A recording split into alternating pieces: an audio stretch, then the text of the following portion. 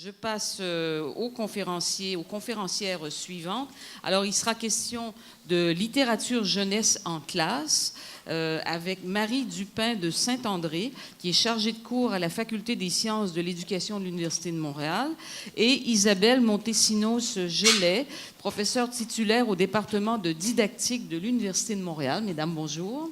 Merci d'être avec nous. Donc, la littérature jeunesse en classe pour développer les habiletés en lecture des élèves. Mesdames, nous vous écoutons.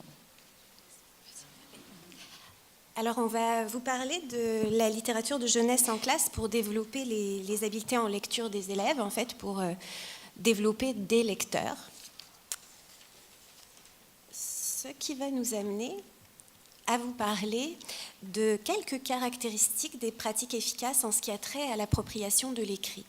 Donc, dans cette présentation, ce qu'on va faire, c'est qu'on va vous parler des pratiques efficaces et on va les illustrer avec des pratiques observées dans des classes réelles en contexte québécois. Donc, un premier élément qui est mis de l'avant pour caractériser les pratiques efficaces, c'est la qualité de la planification. Planifier son enseignement, ça contribue très largement à la qualité de cet enseignement-là. Et la planification pour l'enseignement de la lecture implique souvent l'intégration en classe de routines quotidiennes ou de routines hebdomadaires, de dispositifs de lecture, c'est-à-dire de contextes dans lesquels la lecture peut se faire au sein de la classe, et des contextes qui orientent les élèves vers des aspects de la lecture qui sont très différents les uns des autres. Évidemment, quand on a des routines quotidiennes et des routines hebdomadaires dans sa classe, la conséquence logique de tout ça, c'est qu'il y a une plus grande fréquence de la lecture. Ça aussi, c'est un aspect, la fréquence de la lecture, qui a été vraiment mis de l'avant comme contribuant largement à la réussite des élèves en lecture. Donc, on avait envie de vous présenter un petit peu différents dispositifs qui permettent d'amener les élèves à développer leurs habiletés en lecture. Notre but, c'est vraiment de mettre l'accent sur des classes dans lesquelles la littérature jeunesse est au cœur de l'enseignement. Donc, ce sont des classes dans lesquelles il n'y a pas de manuel scolaire. Tout l'enseignement de la lecture est fait à partir de la littérature jeunesse. Un dispositif bien connu qui se retrouve dans de nombreuses classes, mais malheureusement pas dans toutes, c'est la période de lecture personnelle. Vous l'avez peut-être vécu vous-même en tant qu'enfant. Donc c'est une période au cours de laquelle, normalement, l'enfant va lire seul un livre qui est considéré un livre à son niveau. Cette période-là, elle est importante en fait de la maternelle, même quand les enfants ne sont pas des lecteurs et ne sont pas encore des lecteurs, et aussi tout au long du primaire. On a parfois tendance à croire que quand les élèves deviennent plus âgés, il faut délaisser cette période-là en classe, mais non, elle a aussi son importance. Donc c'est pour ça, on voulait mettre l'accent sur ce point-là, mais aussi sur le fait que c'est important de faire suivre cette période-là d'une période d'échange de coups de cœur. Donc ça peut être très intéressant de proposer à quelques élèves de venir juste parler de leur lecture de façon informelle, ce qui va permettre de créer une communauté de lecteurs, mais aussi de créer un engouement pour certains livres et des activités de partage. Le partage, c'est précisément ce qui est au cœur du deuxième dispositif qu'on souhaitait vous présenter, la lecture en tandem, la lecture à deux, qui consiste à placer des élèves à deux pour lire une même œuvre.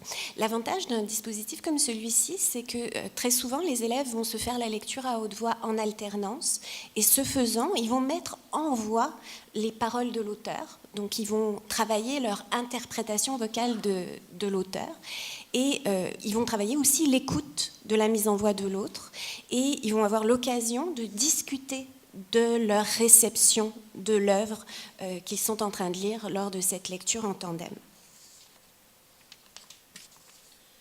Autre aspect où les interactions sont très très présentes, c'est le cercle de lecture. Lors du cercle de lecture, chaque lecteur a lu préalablement pendant une période de lecture personnelle le livre et vient en discuter avec les autres. Donc les personnes qui participent au cercle de lecture ont lu le même livre et viennent pour discuter à la fois de leur compréhension, mais aussi de leur interprétation, de leur réaction au texte ou même de leur appréciation. Un dispositif vraiment très central dans l'appropriation de la langue écrite, c'est le dispositif de lecture partagée. Dans ce dispositif-là, les élèves ont accès visuellement au texte et ils sont impliqués dans le déchiffrement, finalement dans l'exploration visuelle du texte pour mettre en voix la parole de l'auteur. Donc ils sont impliqués dans cette activité-là avec le soutien du maître. Le soutien du maître qui en profite généralement précisément pour travailler le code de la langue écrite. Autre dispositif, c'est l'écoute de livres audio. Je dirais que c'est un dispositif qui a pris de plus en plus de place avec l'arrivée du livre sur les 5 au quotidien. Vous en avez peut-être entendu parler, qui est un ensemble en fait où on reprend un ensemble de dispositifs par rapport à la lecture et à l'écriture. Ce qui est intéressant avec l'écoute de livres audio, c'est que encore une fois, les élèves sont mis en contact avec une lecture experte, puis une lecture qui va être experte aussi par rapport, justement, comme le disait Isabelle, à l'interprétation du texte, mais interprétation au sens très théâtral, donc la mise en voix de ce texte-là. Ça permet aussi de mettre les élèves en contact avec des œuvres du patrimoine culturel, de leur faire mieux connaître des contes classiques, par exemple. On pense souvent qu'ils ont une bonne connaissance des contes classiques, mais il est fréquent que les élèves aient une connaissance des contes à travers Walt Disney, mais pas forcément des versions classiques, justement, des contes. Autre dispositif fréquent en contexte de classe, c'est la lecture à haute voix de la part de l'enseignant.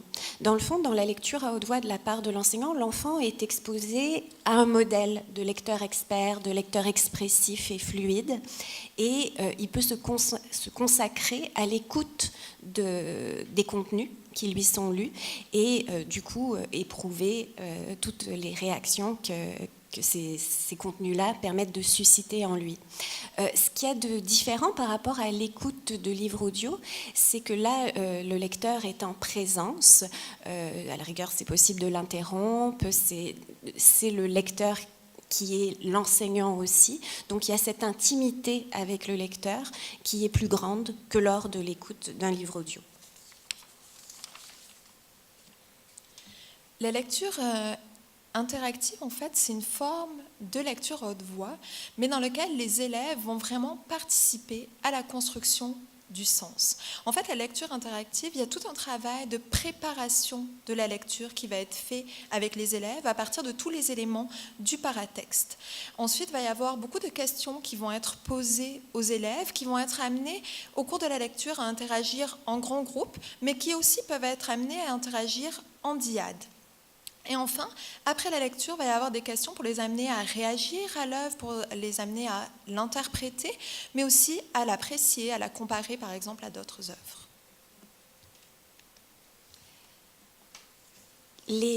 Juste une petite remarque sur les 2 derniers dispositifs, lecture à haute voix de l'enseignant, lecture interactive. L'enseignant peut choisir une œuvre qui se lit d'un seul tenant.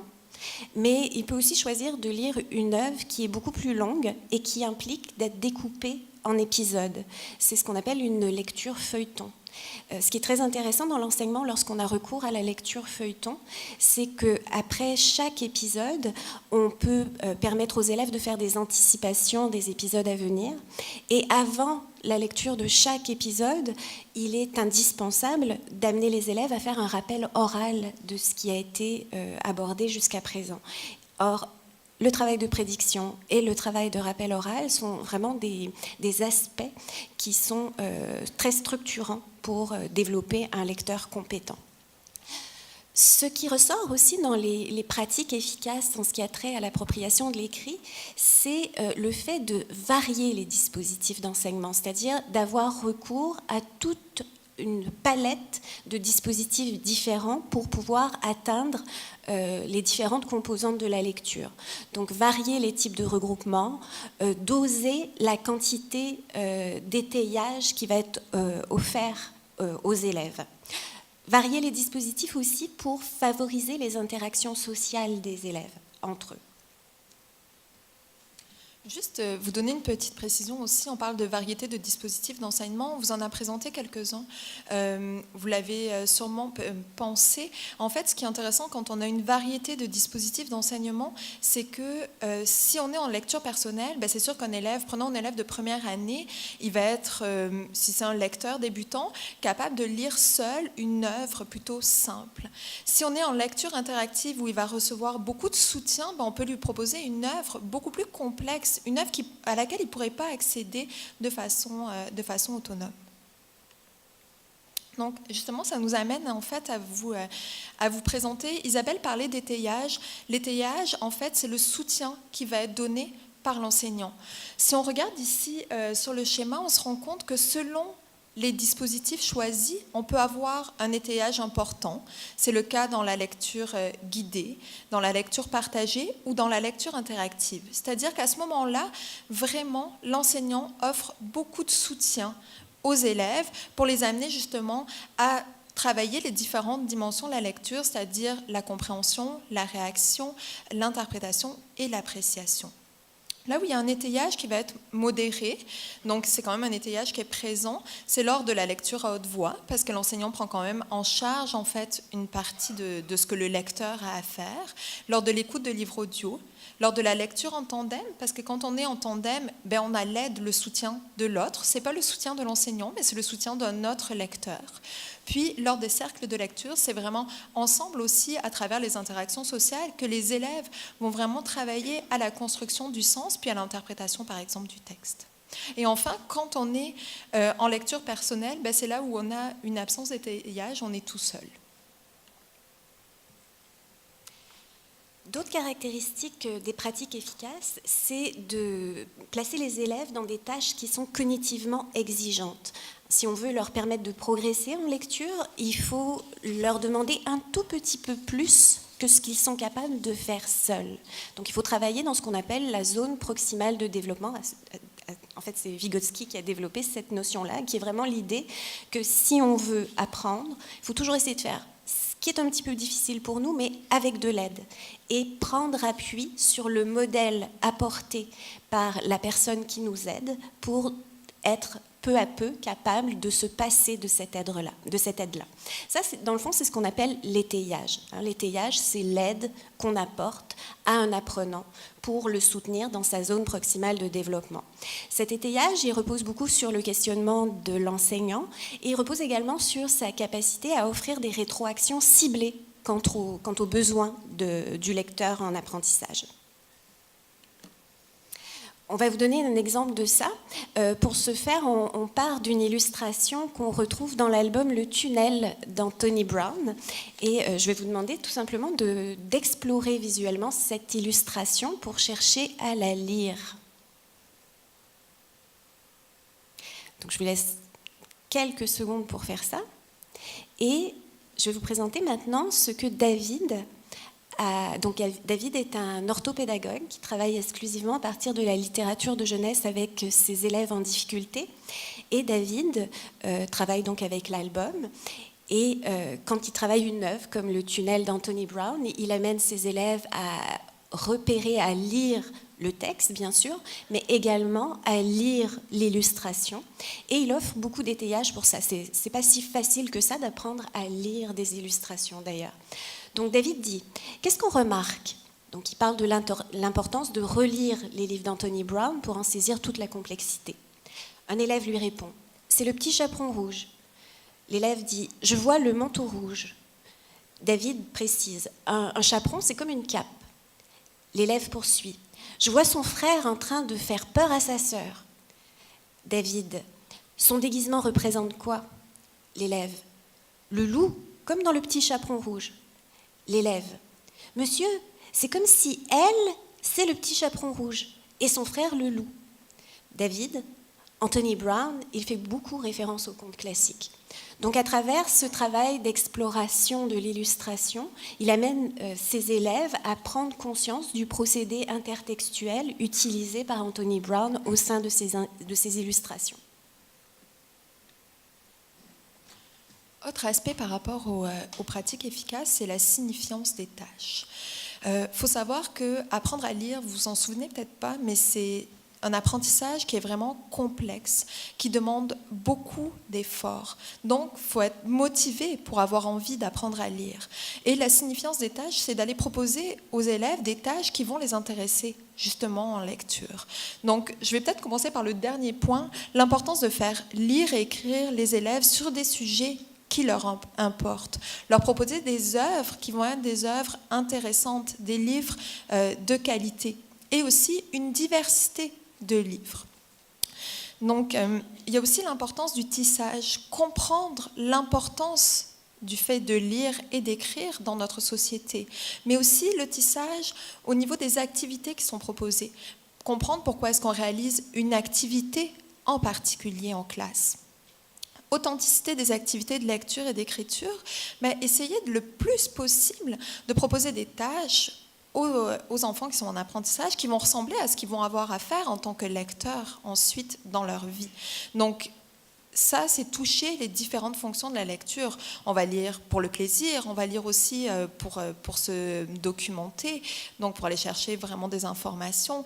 Il y a aussi toute l'idée de communication à travers la lecture et l'écriture qui doivent être présents. Par rapport à ça, on voulait vous lire un petit extrait de Maryse. Alors, donc Maryse est enseignante en première année. Elle dit, tu vois ici sur cette feuille-là, j'ai remis les doubles pages, juste 3. Je vais te demander si tu avais été Bill Thompson, qu'est-ce que tu aurais écrit pour chaque double page ? Tu vas pouvoir le faire avec 2 amis. Vous allez décider ensemble de ce que vous voulez écrire. Pourquoi on fait cette activité ? Qu'est-ce qu'on va faire avec ça ? Un élève. Les envoyer à Mélanie Watt. Donc c'est ce qu'ils avaient fait avec une activité d'écriture précédente. Maryse, est-ce que c'est elle qui a fait le livre ? L'élève, non. Qu'est-ce qu'on pourrait faire d'autre chose ?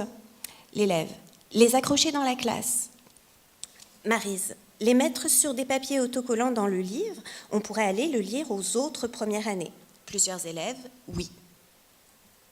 Donc, il faut savoir ici que il venait de lire le livre de Bill Thompson. Je ne sais pas si vous le connaissez, c'est un album sans texte qui s'appelle Dessine. Et en fait, là, elle choisissait de les faire écrire à partir de cet album sans texte-là pour aller le lire ensuite dans une autre classe. Signifiance des tâches, on voulait vous parler de Robert. Robert, il travaille dans une classe de transition entre le préscolaire et la première année pour des élèves qui sont en grande difficulté. En fait, ce qu'il avait choisi de faire, vous le voyez peut-être pas très bien sur la photographie, c'était de faire une lecture partagée d'un album dans lequel on travaille beaucoup les émotions, puis de faire tout un travail lexical à partir de cet album-là. C'était un travail lexical qui était vraiment complexe pour ces élèves en difficulté, puis ensuite il les faisait écrire à la manière en fait de l'auteur. C'était un travail lexical sur les émotions. Ce qui est quand même extrêmement important quand on travaille notamment la réception des œuvres. Autre caractéristique des pratiques efficaces, dans le fond, l'enseignement des habiletés et des processus, l'enseignement par exemple du code propre à la langue écrite, se fait en contexte de lecture et d'écriture. Autre élément qui ressort également, c'est la nécessité de faire des liens entre les pratiques de lecture, d'écriture et d'oral. Je vais vous présenter un exemple qui a été observé dans le groupe de David, l'orthopédagogue. Dans le fond, David faisait régulièrement des lectures partagées avec ses élèves et aussi bien d'autres dispositifs comme les lectures en duo. Et dans le fond, il offre du soutien à ses élèves en ce qui a trait au microprocessus, c'est-à-dire vraiment tous les éléments propres au code qui permettent d'accéder en fait à la parole de l'auteur en observant le texte. Donc on voit par exemple sur la photographie présente qu'il aide les élèves en isolant certains phonogrammes, donc certains groupes de lettres, certaines lettres, pour aider l'enfant à repérer de quels sons il est question et du coup à décoder le passage en question. Ce qui était très intéressant dans sa manière de fonctionner, c'est qu'il faisait ça, mais évidemment l'enfant a une lecture hachée, saccadée, très peu fluide, lors de ces premières tentatives de mise en voix comme ça du texte. Et du coup, David offrait toujours une relecture de la phrase pour permettre à l'enfant d'écouter le sens de ce texte-là.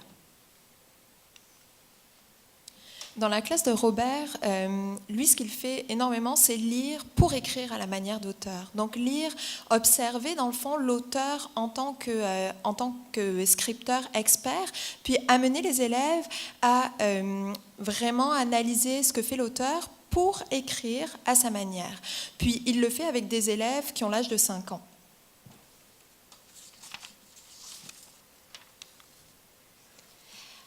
Autre élément qui ressort dans les pratiques qui permettent une meilleure progression des élèves, c'est l'importance d'un environnement propice à la lecture et l'écriture. Donc l'importance de développer au sein de la classe ce type d'environnement-là, en créant notamment un coin lecture avec une grande variété de livres de types variés. Incluant éventuellement des marottes, des coussins, des tapis, enfin un lieu confortable où s'installer pour lire. Un coin écoute pour permettre l'écoute de livres sonores. Un coin écriture aussi, dans lequel les élèves sont invités à imiter des auteurs pour développer leurs habiletés en écriture. Donc quelques exemples de coins lecture. Là, c'est le coin lecture de la classe de Robert. On voit qu'il est d'ailleurs très très apprécié de la part des élèves. On voit que c'est un endroit tout à fait agréable et confortable et bien doté en livres aussi. Robert a la particularité d'extraire de son coin lecture les œuvres qu'il va exploiter au sein d'un réseau littéraire qu'il fait vivre à ses élèves. Donc Robert organise tout son enseignement annuel autour de réseaux littéraires, c'est-à-dire qu'il propose systématiquement aux élèves de travailler non pas une œuvre isolée, mais des œuvres qui sont sélectionnées pour se faire écho les unes les autres. Donc là, par exemple, les œuvres qui sont présentes sur cette illustration, ce sont des œuvres qui appartenaient à un réseau littéraire sur le personnage du super-héros que Robert a utilisé en début d'année pour permettre à ses élèves de prendre contact avec leur super-pouvoir comme apprenants. Et leur super-pouvoir, c'est leur capacité d'apprendre. L'importance aussi de retrouver des écrits environnementaux qui vont être reliés aux lectures. Vous voyez ici, c'est dans la classe de Robert, on retrouve en fait une carte conceptuelle sur le thème des super-héros. Puis tous les matins, il fait un sondage en lien avec son thème, qui est ici encore lié aux super-héros. Il demandait aux élèves s'ils pensaient qu'ils étaient des bons super-héros. Alors, je vais vous demander de conclure, s'il vous plaît. Puis, en fait, pour conclure, ce qu'on veut vraiment faire ressortir, c'est l'importance d'avoir des livres de qualité, des livres aussi en quantité suffisante, une variété de livres dans les classes et de proposer une grande variété de dispositifs aux élèves pour les mettre en contact avec ces œuvres.